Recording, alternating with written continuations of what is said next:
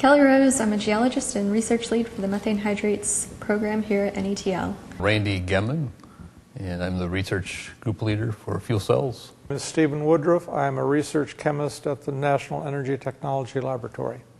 Bill Ayers, I'm an engineer working now of in-house research and project management. I'm a research group leader in the ORD section of the NETL. One of the questions that I get asked often, having grown up in the flat land of Michigan, is how I got involved in geology.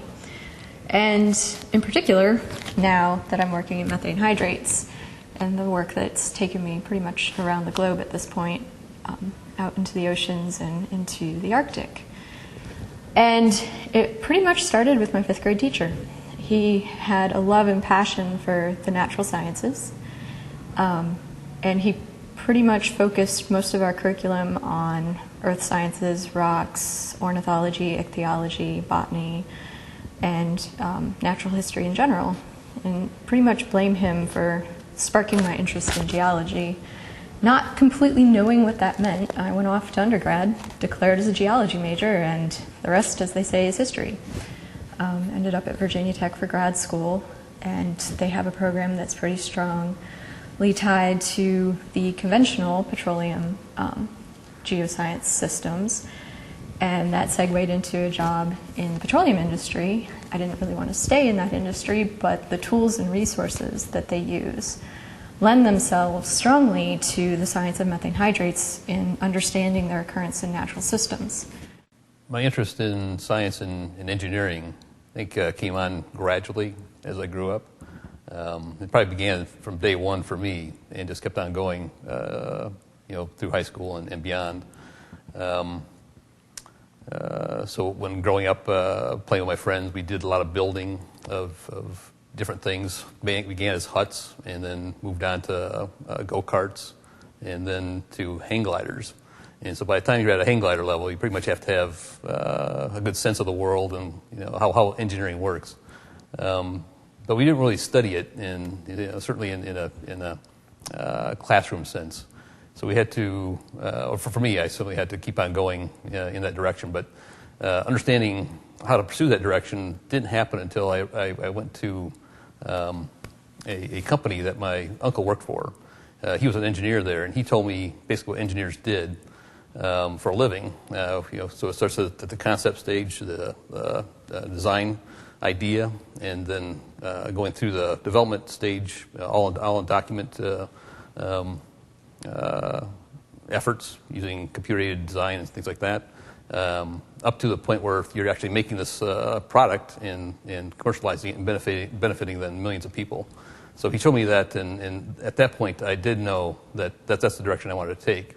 So I moved on to college, and then graduate school, and kept on focusing on the technical and engineering and sciences as a career.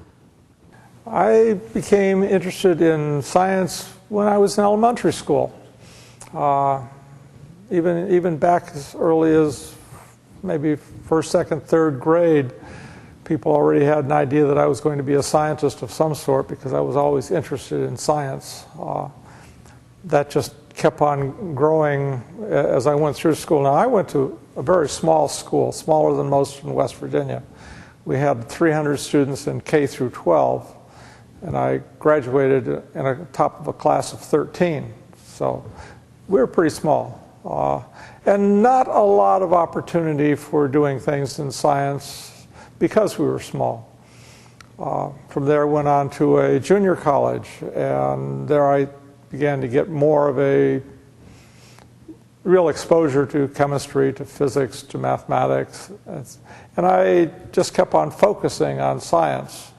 Going on through getting a degree of Bachelor of Science, going on into graduate school, University of Michigan in Ann Arbor.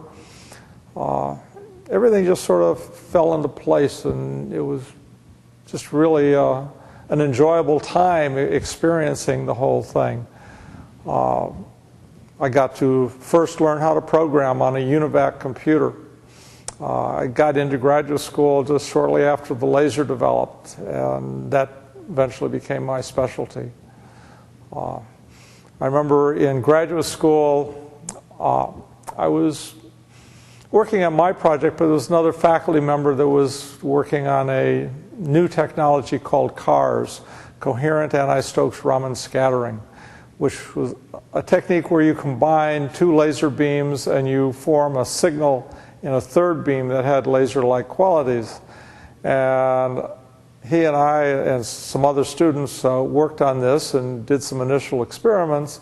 And I began to think that, this would be a really great way of looking inside the cylinder of the engine of a car and being able to map out what's going on in there and improve the automobile. I utilized that to talk to recruiters from General Motors and Ford, trying to get a job with them early on. They had no idea what I was talking about, and a job did not materialize. Sometime later, after I was in my postdoc years and coming here, looking back, I found that both General Motors and Ford Motor Company had active laboratories utilizing the same technique that I suggested to them back when I was in grad school, but I just wasn't part of it. I first realized I had a passion in science when I think I was in high school. I grew up in West Virginia, and like most kids, I wanted to be a professional baseball player, and if I couldn't do that, I wanted to be a frogman, Navy SEAL. So in high school, I ended up taking a chemistry class and started seeing different things in a different way, and that's what interested me to go on into take college courses in engineering. Trying to say what we did in science as a kid. So here I grew up again in West Virginia in the 60s. That tells you how old I am. And, we were pretty mischievous as kids. So one of the big things we would do is make gunpowder. And, we had coal available to us because we still had coal furnaces in some of the houses. And we could go to the grocery store, believe it or not, and buy little boxes that looked like a Ritz color dye box about that size of saltpeter and sulfur. So we'd make up gunpowder. Problem was we never got it to explode. We'd get it to kind of burn and fizzle, but we couldn't get it to explode. So one day we got the bright idea, and you couldn't get firecrackers in West Virginia. You could only buy them in South Carolina. So we got a firecracker. Someone gave us a firecracker, and instead of lighting it and just burning it, we said, well, we'll tear it apart and see what it looks like on the inside. So we tore this firecracker apart, and we ended up looking and found out that their gunpowder looked nothing like our gunpowder. And, coming to the conclusions that we could as kids, we said, well, it looks like we're not grinding our stuff up enough and mixing it up good enough. So we said, okay, let's try that. So we ground it up real good, mixed it up real good, put it in a pile on the street, lit it, and it went a lot faster. The reaction occurred a lot faster than it had before. We said, maybe we got something here. So, we put it in a bigger pile and lit it, and again, didn't blow up. We said, okay, well, what else has to be there? Well, we said, well, they wrapped this gunpowder in paper. Maybe the paper had something to do with it. So we end up going and saying, all right, let's try that. So, of course, as kids, the way kids are, there was very little bit of gunpowder in the firecracker. And we thought more is better, right? So we're going to make a bigger firecracker. So we end up wrapping up the gunpowder in the paper, light it. We had a makeshift fuse. We light it. It goes a little bit into the paper and then just kind of fizzles out. Nothing happens. So now we're sitting there with a smoldering piece of paper with gunpowder in it. So, one of my friends was kind of mad at it, and he goes, this isn't going to work. And he just said, I'll just put it out. And he runs over and he jumps up it and he stomps on it. And that was just enough pressure and I don't know, I guess compaction to make that thing blow up. And it blew up and blew the heel off his tennis shoe. So needless to say, our parents were around, and that was the last time we ever made gunpowder. When I was in elementary school, I was interested in math. So I always knew that I was going to do something with math when I grow up. But for energy-related stuff, like we were exposed to that when we were in college and in high school, but actually I started working in the energy-related issues and got interested in that after coming to NETL. Our specific technology of fuel cells benefits the end user by reducing their fuel requirements, which means lower cost for them. And because fuel cells produce energy at a much lower pollution level, our environment is much improved as well. So there's two key aspects of fuel cell technology, and which really drives the development of that technology. One of the projects that we did many, many years ago, about 1985 is when it ended, was called valve testing. And we tested severe service valves, which would mean severe service is high temperature, high pressure, a lot of things that would erode or corrode the valve. And these valves are used in almost every industry throughout the United States, from power plants to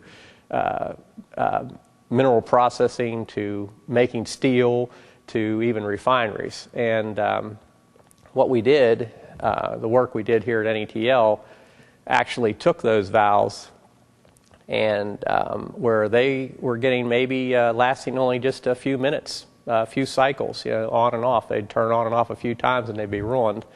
And we ended up increasing the valve life to somewhere around 500 cycles. And that doesn't seem like a lot, but it is. That's like a monumental jump in technology. So I guess the punctuation point of what is the impact of hydrates research here at NETL, and particularly me as a geologist, has to do with its multifaceted aspects. It's got an energy component, it's got a climate component, it's got a seafloor stability component. And all of these are large critical issues that are facing not just the U.S., but populations worldwide. As there's an increased need for energy resources, and as we need to understand how gases like methane impact the global climate cycle and global climate warming, hydrate research, every aspect of it, is important and key to that, answering those questions. We develop data which then can be taken over and given to our modeling community, who are developing very large models to try and model a gas turbine combustor so that they can effectively design better ones without the bigger expense of lots of research, building a new combustor, trying it out, finding out whether it works, changing what does work and what doesn't work, and trying it again and repeating that many times. We can eliminate half of that or more by doing the work with mathematical models instead. And our laser diagnostics gives us ammunition or information so that the models can be tested. This in turn gives manufacturers confidence in the models. They use the models to more quickly develop a burner, which gets it to the marketplace faster for less cost. The difficult thing about talking with people about what I do is nobody seems to understand, or they're bored in a few seconds. So most of my neighbors, when we have talked about what I do, but of course, their eyes glaze over and they don't really understand anything about what I do. So I end up telling them, well, the funny part about what it is they get to see what I do when I fix something for them. So, and now the running joke in the neighborhood is when something goes bad or they can't get somebody to fix it, they always go, well, we're going to call in the engineer. And I get a phone call, calling me up and saying, can you fix this? Oh, that gets to be fun. What do I do for a living? I usually tell people, depending on who it is, that I'm either a laser spectroscopist or a laser jock. First thing you have to do is explain what a spectroscopist is. And a spectroscopist is a person who uses light to look at molecules and look at things that are going on in science. But usually I can convince people, give them a feel for what I do by telling them that I look at developing diagnostic techniques and sensors for looking at combustion phenomena.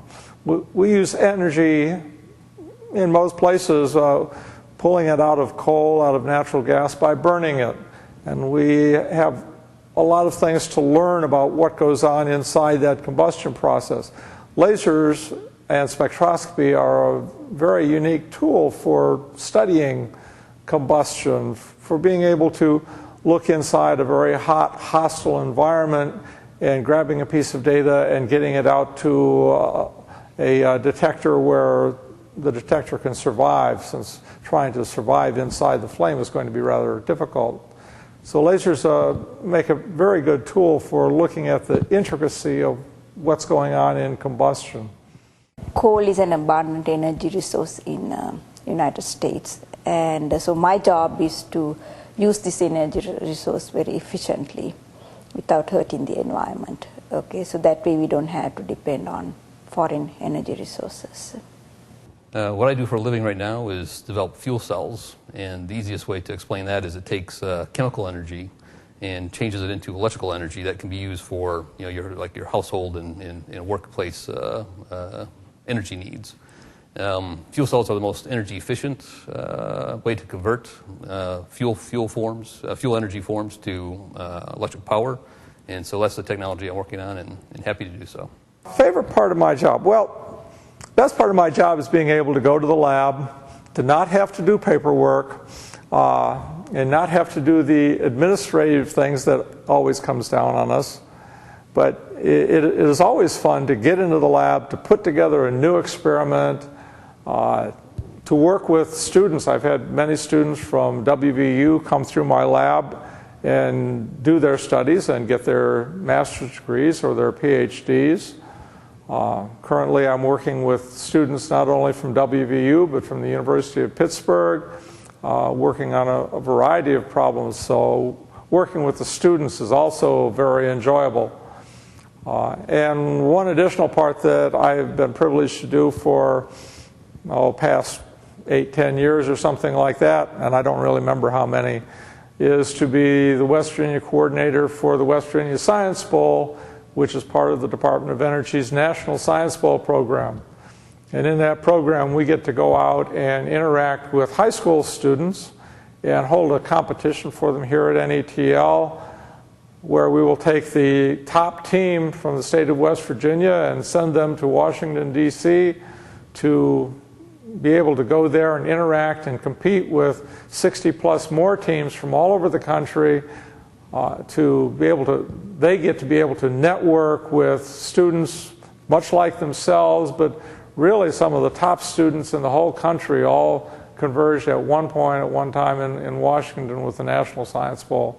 And that's really a highlight to the work too, when you can take what you do and get excited about it and work on getting young people to be just as excited about it as you are. What's nice about working here at NETL and part of the research group with the methane hydrates team here is we have a really integrated, very diverse group of researchers and scientists that also study what is happening at the molecular scale with regards to how the hydrate is interacting with different minerals and the chemistry. And so we have experimentalists and modelers that are simulating those processes using both numerical models as well as synthesizing hydrate in the laboratory using high pressure cells, and then imaging what happens using a CT scanning system. And then we also have reservoir simulating capabilities here at NETL, and we actually coordinate an international reservoir code comparison study to understand what would happen to natural hydrate reservoirs if you change the pressure conditions, if you change the temperature conditions, which are the largest influences on where these hydrates occur. Well, I always get very energetic after going to research conferences. I like to get feedback from other researchers when we present papers. So if they challenge my work, I always want to do more to, so that kind of gets me going. Favorite part of my job, I think, is seeing the development occur. I began in fuel cell technology maybe about 10 years ago. And since that time, there's been about an order of magnitude improvement in the ability of that technology to do what what it does, converting fuel to electrical energy. So that's a serious advancement, and I'd like to see that keep on growing. Favorite part of my job is solving problems that people can't seem to be able to solve, or that there are simple solutions and they just look past them. One time I had a guy come in here from South Africa, and it was a Sasol plant. And he was explaining to me that they were going to take and put new valves in their gasifiers. So he went through and told me how they were going to do this and said, I know you're supposedly a world-class expert. Can you help me? And so, I went through and did that with him, and he was happy. But that's not the story. The story is that he then says, we have this other problem. And I said, okay, what is it? He goes, well, it's not, dealing with the stuff we just dealt with, but it's a different kind of valve. And I said, okay, well, tell me what the valve is. So he tells me what it is, and it's really simple. It's just a vent line that vents gas off so they can transfer their product in and out of the gasifier. And I said, okay, what's the problem with the vent line? He goes, well, it wears out. And I said, okay, how fast does it wear out? He goes, well, in a couple days. And I said, "Ooh, that sounds pretty expensive." And he goes, "Yeah, it is." He goes, "I end up, it's like $1 million a week for these by the time we replace these things or something." And I said, "Yeah, well, I can see that, but I said, you really don't need to do that." And he goes, "What do you mean?" I said, "Well, the length of pipe determines the velocity, and if you just take this valve from where you have it located in your process, which you have it at the end of the pipe, and bring it back and put a length of pipe on there, which I'll calculate for you and show you what it needs to be and the diameter at the end and everything." I said, "I don't think your valve will only see a very short time at the sonic velocity and the high wear rate, and the rest of it will be at the end of the pipe." And he looked at me like I was crazy. And I said, "Well, and oh, by the way, I got a cheaper valve for you to use, so I think you can really get away with a lot less money here, and I think you're going to find out you're going to be happy." So he takes what I gave him back, and they put it on one vent line, and they probably had hundreds of vent lines. And he calls me back, and he said, "Bill, we put this valve, like you said, on that vent line, and it's been like 2 or 3 weeks, and it hadn't worn out yet, and we finally tore it apart, and it looked like brand new on the inside." He goes, "I can't believe that." He goes, "You probably saved us hundreds of millions of dollars."